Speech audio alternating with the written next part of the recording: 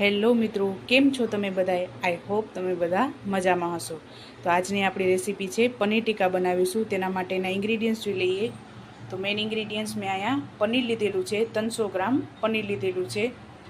આદુ, મરચાં અને લસણને મેં ખાંડી લીધું છે.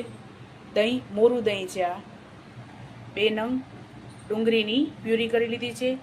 3 નંગ ટમેટાની પ્યુરી, જરૂર અનુસાર પાણી, ગરમ મસાલો, સ્વાદ અનુસાર મીઠું, ધાણા જીરું, તીખું મરચું, કશ્મીરી મરચું, હળદર પાવડર અને આ એક ડુંગળી લીધી છે જેને મેં આ સાઇઝનું કટિંગ કરી લીધું છે અને એક કેપ્સિકમ મીડિયમ સાઇઝનું મેં લીધેલું છે અને પનીરને તળવા માટે અને વઘાર માટે તેલ લીધેલું છે. તો ચાલો રેસીપી સ્ટાર્ટ કરીએ. સૌપ્રથમ આપણે પનીરને, ડુંગળીને અને કેપ્સિકમને તળીશું. તેના માટેનું બેટર બનાવી લઈએ. તો સૌપ્રથમ આપણે દહીં એડ કરીશું.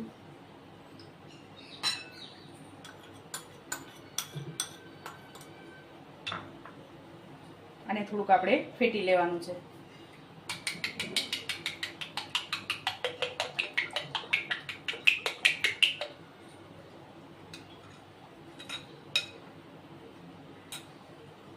તેમાં આપણે હળદર પાવડર થોડોક એડ કરીશું.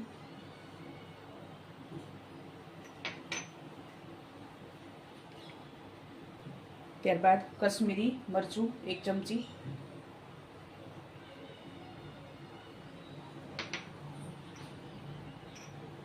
ગરમ મસાલો લીધેલો છે,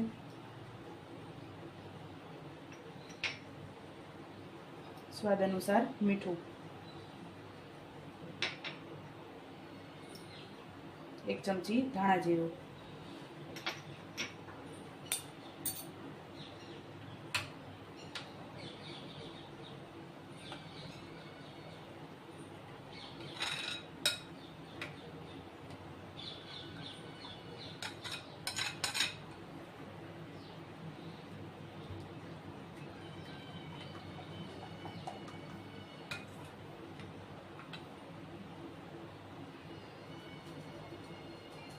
હવે આપણે આમાંથી અડધું દહીં કાઢી લઈશું.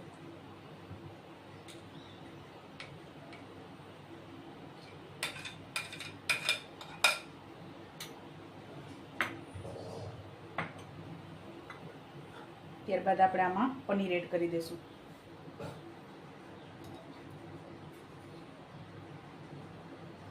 આ 300 ગ્રામ પનીર છે. 6 થી 7 વ્યક્તિઓ માટે બનાવવાનું છે આપણે.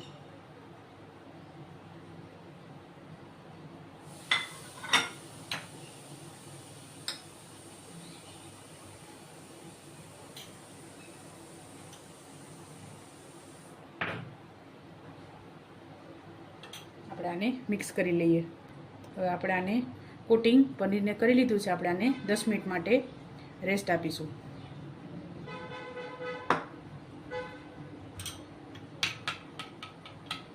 આમાં આપણે કેપ્સિકમનું કોટિંગ કરીશું.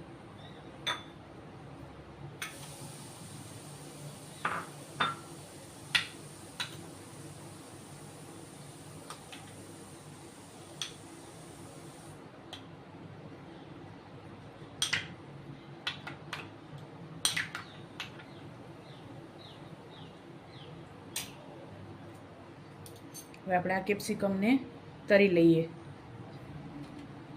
તો અહીંયા આપણું તેલ ગરમ થઈ ગયું છે. તો હવે આપણે કેપ્સિકમને તળી લેશું.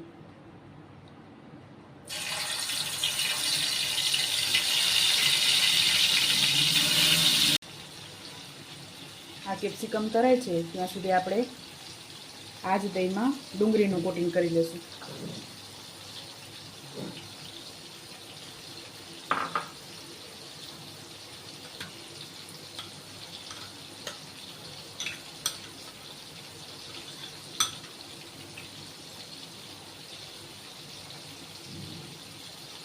આપણે ડુંગળી નહીં તળવાની છે. કેપ્સિકમ તળાઈ જાય ત્યારબાદ આપણે ડુંગળીને તળી લેશું.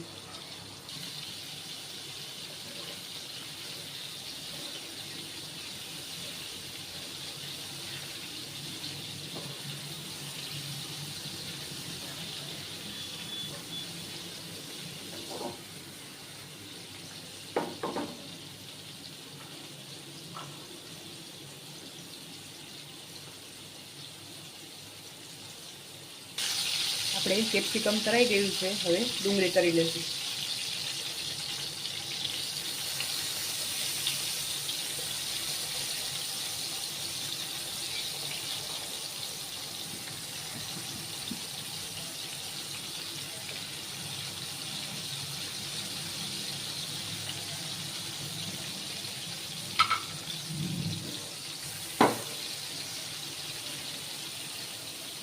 આપણી ડુંગળી ગોલ્ડન બ્રાઉન થઈ ગઈ છે. હવે આપણે આને કાઢી લઈશું. હવે આપણે લાસ્ટમાં પનીરને તળી લઈશું.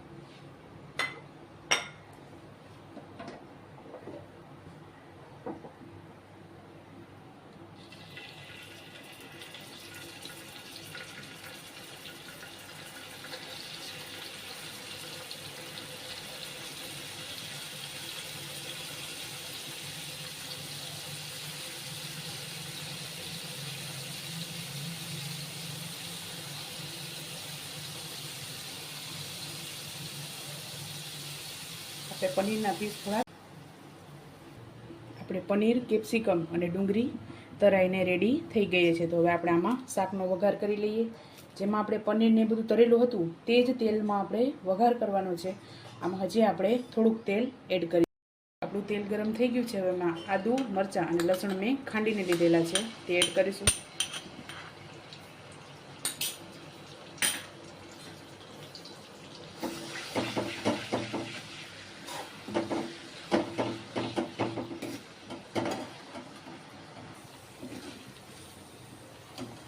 આપણે આમાં ડુંગળીની પ્યુરી એડ કરીશું.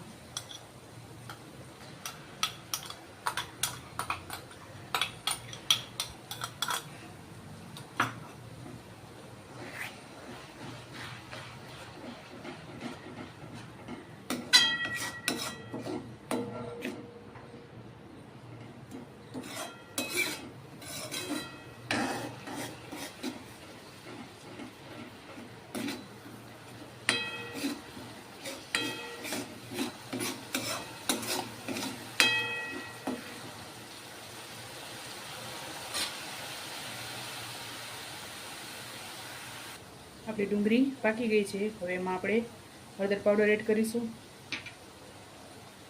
4 ચમચી ધાણા જીરું અને આપણે તીખું મરચું એડ કરીશું.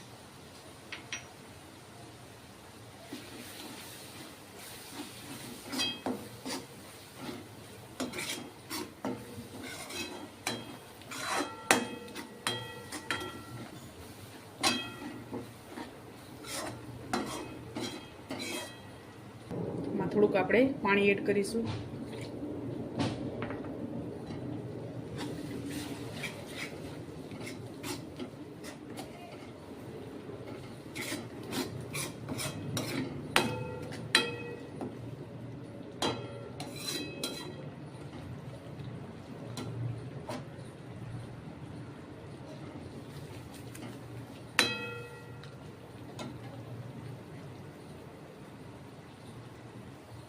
આપણે મસાલામાંથી તેલ છૂટું પડી ગયું છે. હવે આપણે પનીરમાં જે કોટિંગ કરેલું હતું તે દહીં આમાં એડ કરી દઈશું.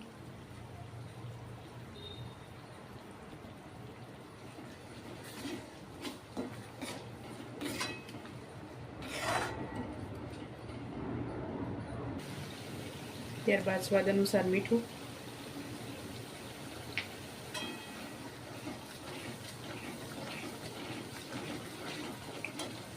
અને ટમેટાની પ્યુરી.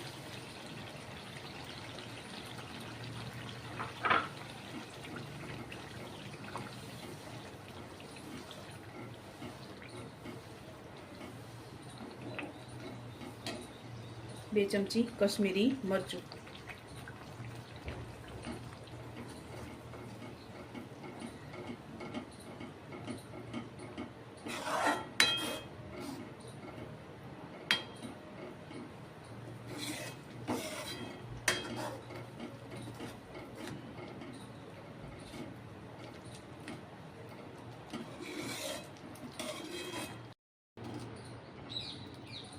આપણે આ ગ્રેવીને ઉકળવા દઈશું. ત્યારબાદ આપણે આમાં પનીર એડ કરીશું.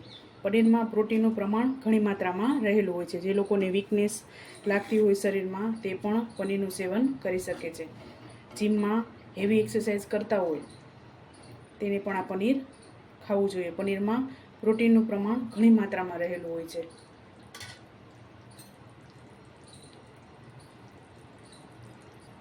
તો 2 મિનિટ થઈ ગઈ છે, આપણી ગ્રેવી પણ ઉકળી ગઈ છે, તેલ છૂટું પડી ગયું છે.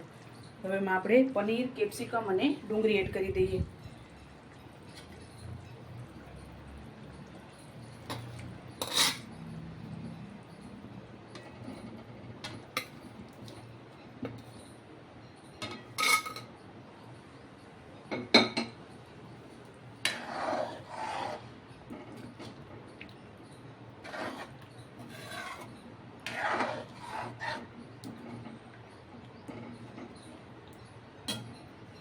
આપણે થોડું પાણી એડ કરીશું.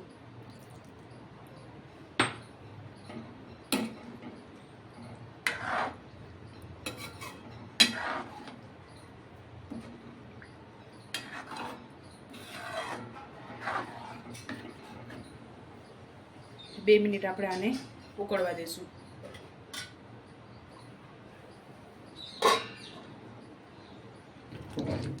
આપણું શાક ઉકળી ગયું છે. હવે આપણે આમાં ઉપરથી થોડો ગરમ મસાલો એડ કરીશું. તો આપણે આ રીતની ગ્રેવી રાખવાની છે.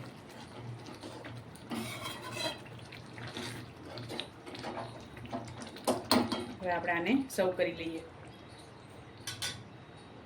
તો તૈયાર છે આપણું પનીર ટીકાનું શાક. તમે પણ આ જ રીતે બનાવજો અને મને જરૂર યાદ કરજો.